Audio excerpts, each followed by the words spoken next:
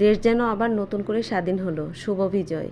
জয় ছাত্র সমাজের, জয় বঙ্গবন্ধু কন্যার নয়। আর এই প্রমাণ দিয়ে দিল আমাদের ছাত্র সমাজ আবারও। আর আমাদের দেশটাকে রক্ষা করার জন্য আমাদের সবার ঐক্যতাই যথেষ্ট, তার উপরে আর কোনো কিছুরই দরকার নাই। আর সবচাইতে বড় কথা হচ্ছে, আমাদের দেশ যেহেতু স্বাধীন হয়েছে, এই দেশের সম্পদগুলো কিন্তু আমাদের।